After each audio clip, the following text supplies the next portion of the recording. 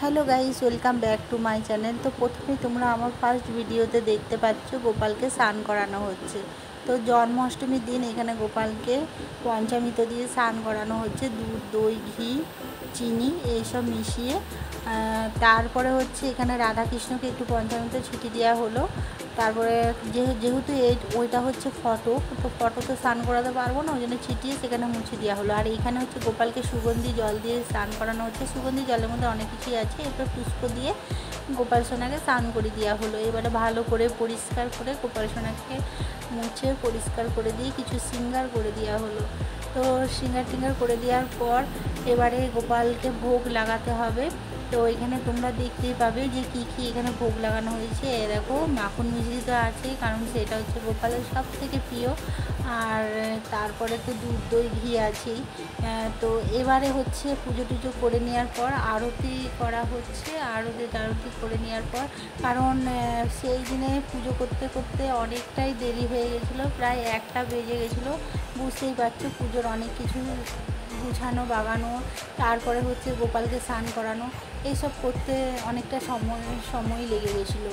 তো সেই দিনে আমরা পুজো টুজো করে নেওয়ার পর তারপরের দিনকে আমরা নন্দ উৎসব পালন করি। তো এবারে তারপরের দিনকে আমাদের নন্দ উৎসব হবে, তো সেটা তোমাদের সাথে আমি শেয়ার করব।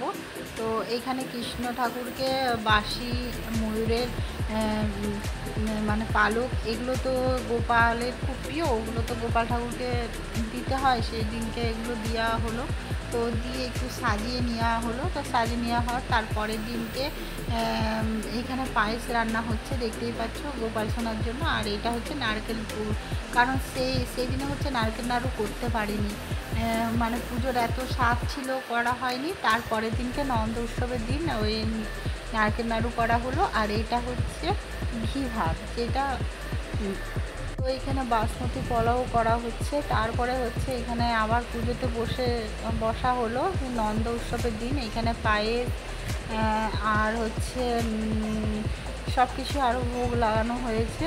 তো এবারে হচ্ছে গোপাল সোনার পুজো হচ্ছে। পুজো টুজো করার পর এটা আমরা নন্দ উৎসবটা পালন করি। এই কারণে হচ্ছে আমরা জন্মাষ্টমীর দিন কোনো অন্য ভোগ বা অন্য মানে প্রসাদ আমরা গ্রহণ করি না। তারপরের দিনকে আমরা অন্নপ্রসাদ গোপালকে দিয়ে তারপরে অন্নপ্রসাদ আমরা গ্রহণ করি। তো সেই কারণে আমি নন্দ উৎসবটা পালন করি। তো তোমরা কে কে পালন করো সেটা আমাকে কমেন্টে অবশ্যই জানিয়ে দিও। তো এইখানে আমি আরও যে আমার ঠাকুর আছে সবাইকে আমি এইখানে অন্ন ভোগ দিয়ে লাগিয়েছিলাম, কারণ আমি এবারে আলাদা করে আমি। তো গাইজ দেখো আমার চুলের কি অবস্থা, চুল কিছু আঁচড়াইনি, স্নান করে উঠে এখানে ঠাকুর ঘরে ঢুকে পড়েছি ঠাকুরের পুজো টুজো করার জন্য। তো নিজের কিছুই করা হয়নি, চুল সব ওই রকমই আছে। স্নান করে বেরিয়েছি, চুলে একটা ক্লিপ লাগিয়ে, তারপরে ব্যাস পুজো করতে শুরু করে দিয়েছি। আর তোমাদের সাথে শেয়ার করলাম আমি এইখানে আমার গোপালের জন্য রান্না করেছি, এই যে এইখানটায়। তো তুমি দেখে নাও, আর তোমাদের সাথে দেখা হচ্ছে নেক্সট ভিডিওতে। আর আমার ভিডিওটা ভালো লাগলে সাবস্ক্রাইব করে দিবে। তো দেখা হচ্ছে তোমাদের সাথে নেক্সট ভিডিওতে। তো আমার চ্যানেলটা সাবস্ক্রাইব করতে কিন্তু ভুলো না, সাবস্ক্রাইব করে দিবে। Tata, bye bye.